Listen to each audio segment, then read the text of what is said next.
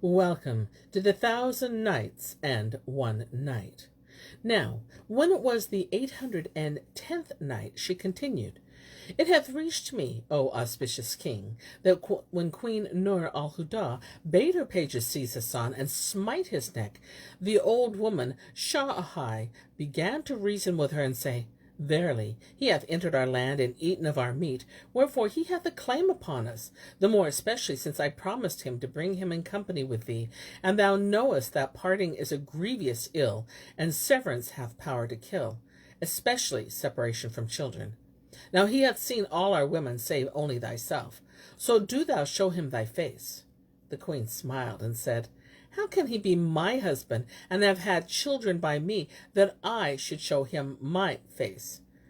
Then she made them bring Hassan before her, and when he stood in the presence, she unveiled her face, which when he saw, he cried out with a great cry, and fell down fainting. The old woman ceased not to tend him, till he came to himself, and as soon as he revived, he recited these couplets. O breeze that blowest from the land of Iraq, and from the corners who cry, Walk, walk! Bear news of me to friends, and say for me, I've tasted passion food of bitter smack. O dearlings of my love, show grace and ruth, my heart is melted for this severance rack. When he ended his verse, he rose, and looking on the queen's face, cried out with great cry for stress, whereof the palace was like to fall upon all therein. Then he swooned away again, and the old woman ceased not to tend him till he revived, when she asked him what ailed him, and he answered, In very sooth, this queen is either my wife, or else the likeliest of all folk to my wife. And Shahrazad perceived the dawn of the day, and ceased saying her permitted say. Now, when the 811th night came, she pursued, It hath reached me, O auspicious king. Then when the old woman asked Hassan what ailed him, he answered, In very sooth, this queen is either my wife, or else the likest of all folk to my wife. Quoth Nur al-Huda to the old woman, Woe to thee, O nurse! This stranger is either jinn-mad or out of his mind, for he stared me in the face with wide eyes, and saith I am his wife. Quoth the old woman, O queen, indeed he is excusable, so blame him not for the saying saith, for the lovesick is no remedy, and alike are the madman and he. And Hassan wept with sore weeping, and recited these two couplets. I sight thee track for pine for longing love, and o'er thee homesteads weep and I yearn, and I pray heaven willed we should part, will deign to grant us boon of safe return. Then said Hassan to the queen once more, By Allah, thou art not my wife, but thou art the likest of all folk to her. Hereupon Nur al-Huda laughed till she fell backwards, and rolled round on her side. Then she said to him, O my friend, Take thy time, and observe me attentively. Answer me at thy leisure what I shall ask thee, and put away from thee insanity and perplexity and inadvertency, for relief is at thy hand. Answered Hassan, O mistress of kings, and asylum of all princes and paupers, when I looked upon thee, I was distracted, seeing thee to either be my wife, or the likest of all folk to her. But now ask me whatso thou wilt. Quoth she, What is it in thy wife that resembleth me? And quoth he, O my lady, all that is in thee of beauty and loveliness, elegance and amorous grace, such as the symmetry of thy shape, and the sweetness of thy speech, and the blushing of thy cheeks, and the jetting of thy breast, and so forth, all resembleth her, and thou art her very self, in thy faculty of parlance, and the fairness of thy favour, and the brilliancy of thy brow. When the queen heard this, she smiled, and gloried in her beauty and loveliness, and her cheeks reddened, and her eyes wantoned. Then she turned to Shawwa Dawai, and said to her, O my mother, carry him back to the place where he tarried with thee, and tend him thyself, till I examine into his affair, for an he indeed be a man of manliness, and a mindful of friendship and love and affection, it behoveth we help him to win his wish, more by token that he hath sojourned in our country, and eaten of our victuals, not to speak of the hardships of travel he hath suffered, and the travail and horrors he hath undergone. But when thou hast brought him to thy house, commend him to the care of thy dependents, and return to me in all haste. And Allah Almighty willing, all shall be well. Thereupon Shawahai carried him back to her lodging, and charged her handmaids and servants, and suit wait upon him, and bring him all he needed, nor fail in what was his due. Then she returned to Queen Nur al-Huda, who bade her don her arms, and set out, taking with her 1,000 doughty horsemen. So she obeyed, and donned her war gear, and having collected the 1,000 riders, reported them ready to the queen, who bade her march upon the city of the supreme king, her father, there to alight at the abode of her youngest sister, Manar al-Sana, and say to her, Clothe thy 2 sons in the coats of mail, which their aunt hath made them, and send them to her, for she longeth for them. Moreover, the queen charged her keep Hassan's affairs secret, and say to Manar al-Sana, After securing your children, thy sister inviteth thee to visit her.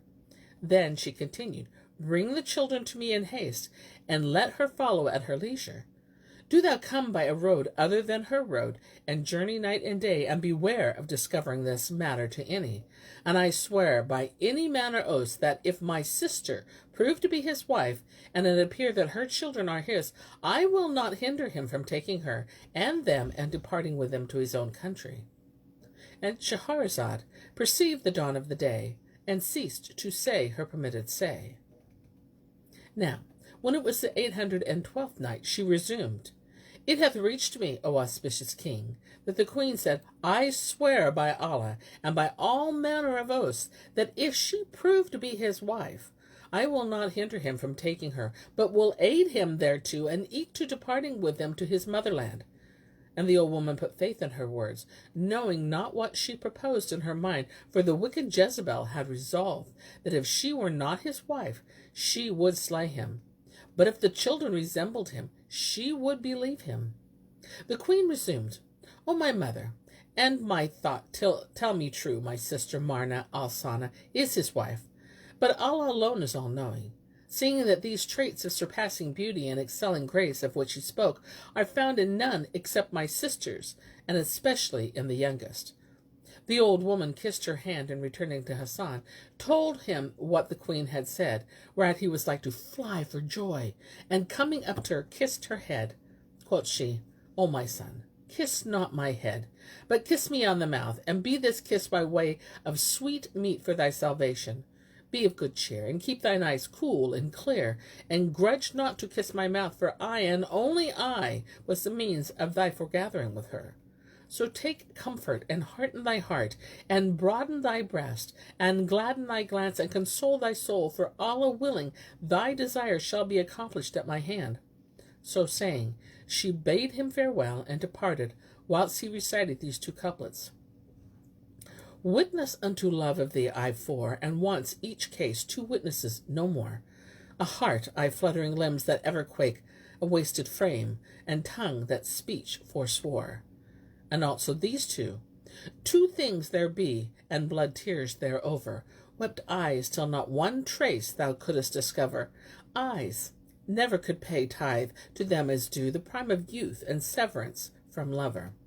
Then the old woman armed herself, and taking with her 1,000 weaponed horsemen, set out and journeyed till she came to the island in the city, where dwelt Lady Manar al-Sana, and between which and that of her sister Queen Nur al-Huda was 3 days' journey. When Swahai reached the city, she went into the princess, and saluting her, gave her her sister's salam, and acquainted her with the queen's longing for her and her children, and that she reproached her for not visiting her. Quoth Manar al-Sana, Verily, I am beholden to my sister, and have failed of my duty to not visit her, but I will do so forthright. Then she bade pitch her tents without the city, and took with her for her sister a suitable present of rare things.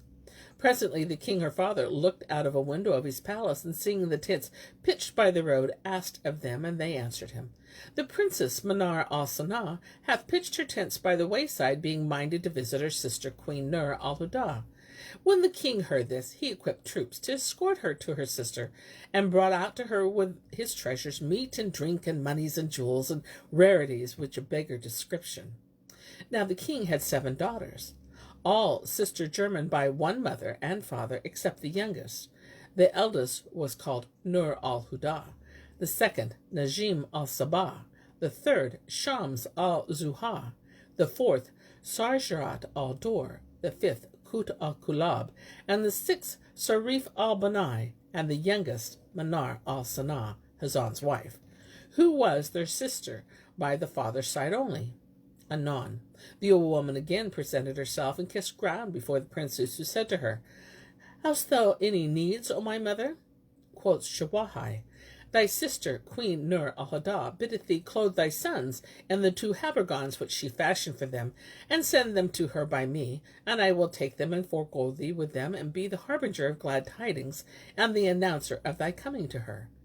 When the princess heard these words, her color changed, and she bowed her head a long while, after which she shook it, and looking up said to the old woman, O my mother, my vitals tremble, and my heart fluttereth when thou namest my children, for from the time of their birth none hath looked on their faces, either jinn or man, male or female, and I am jealous for them of the zephyr when it breatheth in the night. Exclaimed the old woman, What words are these, O my lady? Dost thou fear for them from thy sister? And Shahrazad perceived the dawn of the day, and ceased to say her permitted say. Now, when it was the 813th night, she said, It hath reached me, O auspicious king, that the old woman said to the princess Manar al-Sanah, What words be these, O my lady? Dost thou fear for them from thy sister? Allah safeguard thy reason. Thou mayest not cross the queen's majesty in this matter, for she would be wroth with thee. However, O my lady, the children are young, and thou art yet excusable in fearing for them, for those that love well are wont to deem ill. But, O my daughter, thou knowest my tenderness, and mine affection for thee and thy children, for indeed I reared thee before them. I will take them in my charge, and make my cheek their pillow, and open my heart and set them within, nor is it needful to charge me with care of them in the like of this case. So be of cheerful heart and tearless eye, and send them to her, for at the most I shall but precede them with them a day, or at most 2 days. And she ceased not to urge her till she gave way, fearing her sister's fury, and unknowing what lurked for her in the dark future, and consented to send them with the old woman. So she called them, and bathed them, and equipped them, and changed their apparel. Then she clad them in the 2 little coats of mail, and delivered them to Shawahai, who took them, and sped on with them like a bird, by another road than that by which their mother should travel, even as the queen had charged her. Nor did she cease to fare on which all diligence, being fearful for them, till she came in sight of Nur al-Huda's city, when she crossed the river, and entering the town, carried them into their aunt. The queen rejoiced at their sight, and embraced them, and pressed them to her breast, after which she seated them, one upon the right thigh, and the other upon the left. Turning round, said to the old woman, Fetch me Hassan forthright, for I have granted him my safeguard, and have spared him from my sabre, and he hath sought asylum in my house, and taken up his abode in my courts, after having endured hardships and horrors, and passed through all manner of mortal risk, each terribler than the other. Yet hitherto is he not safe from drinking the cup of death, and from cutting off his breath. And Shahrazad perceived the dawn of the day, and ceased to say her permitted say. Now, when it was the 414th night, she continued, It hath reached me, O auspicious king, that when Queen Nur al-Huda bade the old woman bring Hassan, she said, Verily, he hath endured hardships and horrors, and passed through all manner of mortal risk, each terribler than the other. Yet hitherto he is not safe from death, and from the cutting off of his breath. Replied Shawahai, And I bring him to thee. Wilt thou reunite him with his children? Or if they prove not his, wilt thou pardon him, and restore him to his own country? Hearing these her words, the queen waxed exceeding wroth, and cried to her, Fie upon thee, O ill-omened old woman!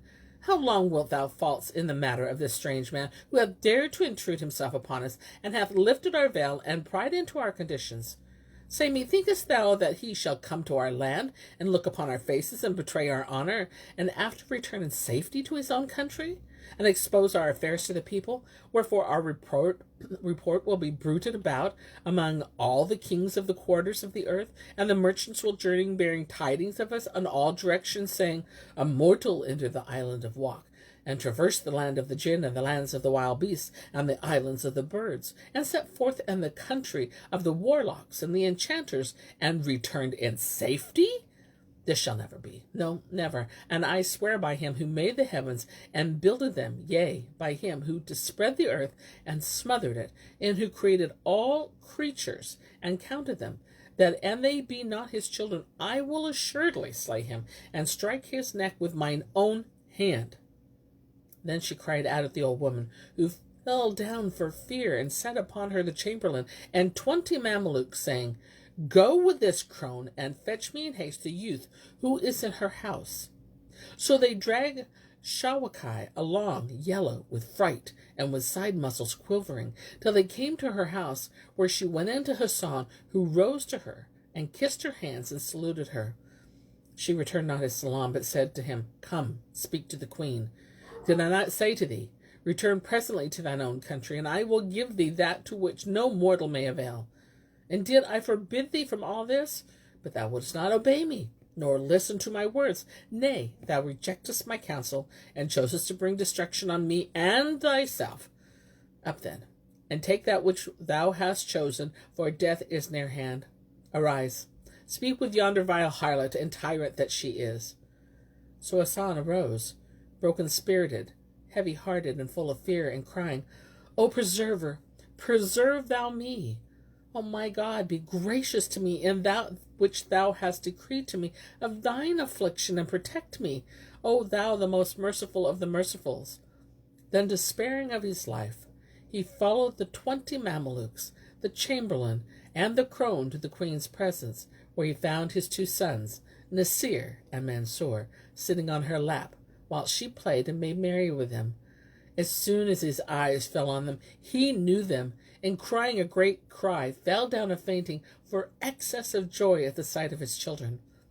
And Shahrazad perceived the dawn of the day, and ceased saying her permitted say. Now, when it was the 815th night, she said, It hath reached me, O auspicious king, that when Hassan's eyes fell upon his 2 sons, he knew them both, and crying a great cry, fell down a fainting. They also knew him, and natural affection moved them, so that they freed themselves from the queen's lap, and fell upon Hassan, and Allah, to whom might and majesty belong, made them speak and say to him, O our father! Whereupon the old woman and all who were present wept for pity and tenderness over them, and said, Praise be Allah, who hath reunited you with your sire. Presently Hassan came to himself, and embracing his children, wept till again he swooned away.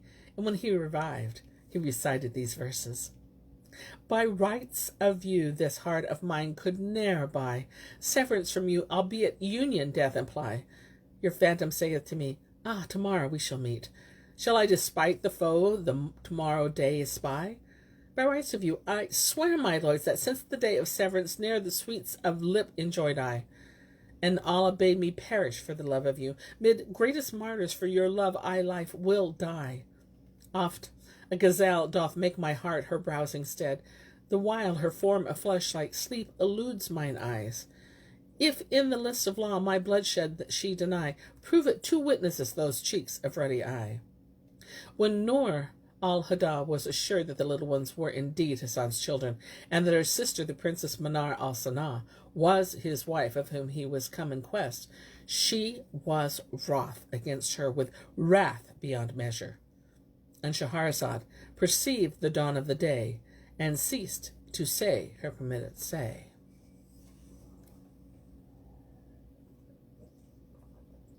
Now, when it was the 816th night, she pursued, It hath reached me, O auspicious king, that when Nur al-Huda was certified that the little ones were Hassan's children, and their sister Manar al-Sana was his wife of whom he had come in quest, she raged with exceeding rage, too great to be assuaged, and screamed in Hassan's face, and reviled him, and kicked him in the breast, so that he fell on his back in a swoon.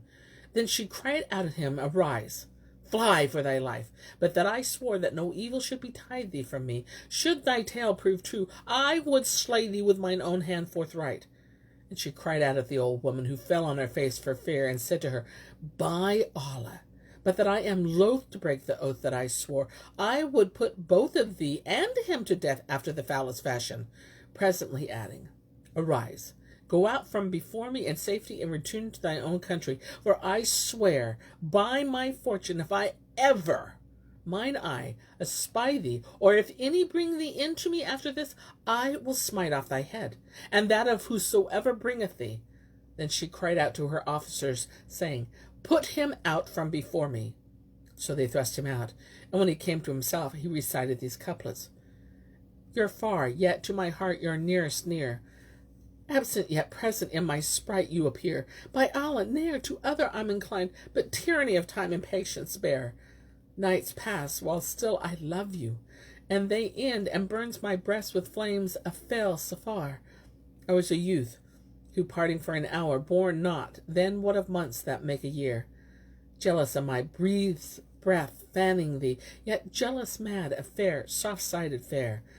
Then he once more fell down in a swoon, and when he came to himself, he found himself without the palace, whither they had dragged him on his face. So he rose, stumbling over his skirts, and hardly crediting his escape from Nur al-Huda. Now this was grievous to Swahai, but she dared not remonstrate with the queen by reason of the violence of her wrath. And forthright Hassan went forth, distracted, and knowing not whence to come and whither to go. The world, for all its wideness, was straitened upon him, and he found none to speak a kind word with him and comfort him, nor any of whom he might resort for counsel or to apply for refuge. Wherefore he made sure of death, for that he could not journey to his own country, and knew none to travel with him.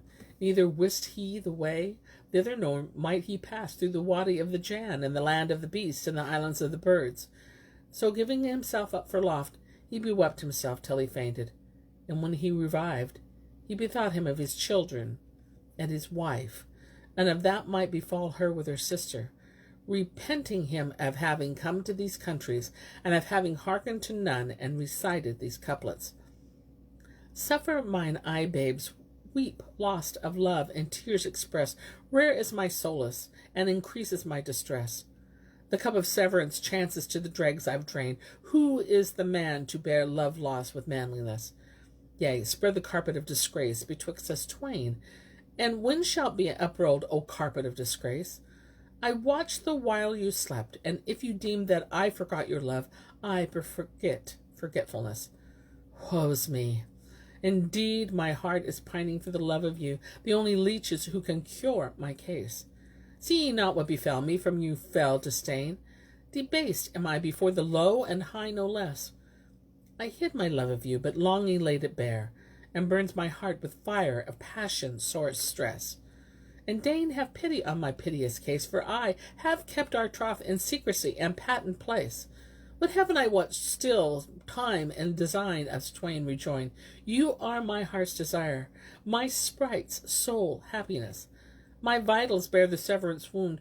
Would heaven that you, with tidings from your camp, would deign my soul to bless. Then he went on till he came without the city, where he found the river, and walked along its banks, knowing not whither he went.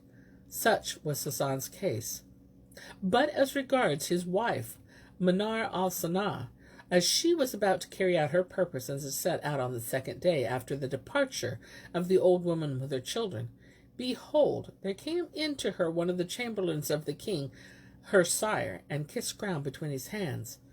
And Shahrazad perceived the dawn of the day, and ceased saying her permitted say.